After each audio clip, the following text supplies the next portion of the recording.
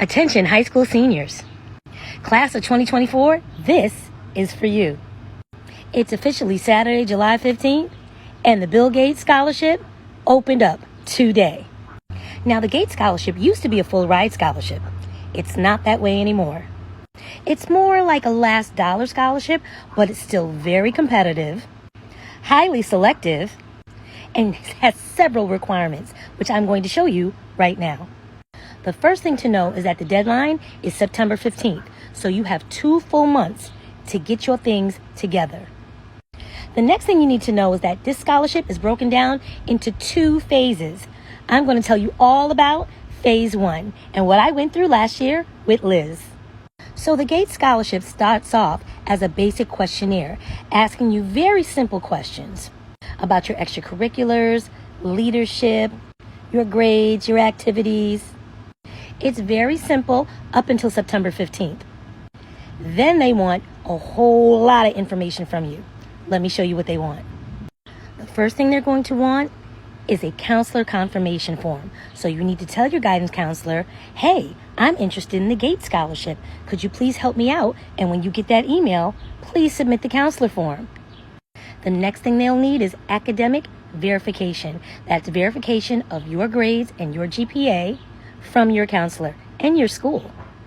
Now, this next part is on you. Document uploads, social security number, college level transcripts for dual enrollment, and test score reporting. Let me explain. You know, I've warned you about sensitive information, but on this level, with the Gates Scholarship, it's okay to give them that information. And I also talk about how some schools, when you apply to colleges, they're test optional. The Gates Scholarship wants your ACT or your SAT scores, and you have to upload them directly from the SAT College Board or from the ACT website. You can't create a document yourself and upload it yourself.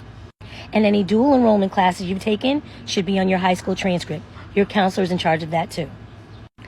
I also need to mention that once the scholarship closes September 15th and they review your questionnaire, then they start to reach out for additional documents in October. Forgot to mention that part. Now let's talk about the FAFSA, which is very important, and also isn't opening this year until December. But last year it opened in October. They want your FAFSA and they want a copy of it because Gates Foundation scholarship winners have to be Pell Grant eligible. That means you fall within a certain income, and they want to make sure that you fall within that certain income. So they're going to check your FAFSA themselves. You have to upload your student aid report directly to the Gates Foundation. Another thing they want is a copy of the CSS profile. And if you've never heard of the CSS profile, let me tell you what that is. The CSS profile is like an additional financial aid form that many smaller private colleges use to determine your aid eligibility. Some people think they're real nosy, it's real invasive. There are a lot of questions they ask about your income, your parents' income, your non-custodial parents' income, all of that.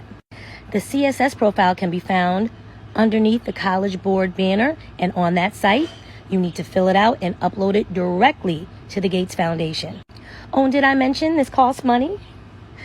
Sometimes you can get a waiver, sometimes you can't. It depends. So here's our copy from last year of the CSS profile. Elizabeth qualified for a waiver, so fortunately, we didn't have to pay. If you took AP classes and you've got your AP scores from junior year, you've got a leg up, because guess what? The Gates Foundation wants to see your scores from your AP exams from last spring. You need to upload those too. And if you have SAT scores available, upload those. Or ACT scores, upload those. They usually want all of these documents by the end of October, Halloween, October 31st. So make sure you get all that information together. With this year's FAFSA being pushed back to December, some deadlines might change, deadlines might vary. And this is only for phase 1. And as you can see, my baby didn't make it to phase 2, but she did win some other outstanding scholarship awards. So stay tuned and look out for the Gates application. Get your application started today.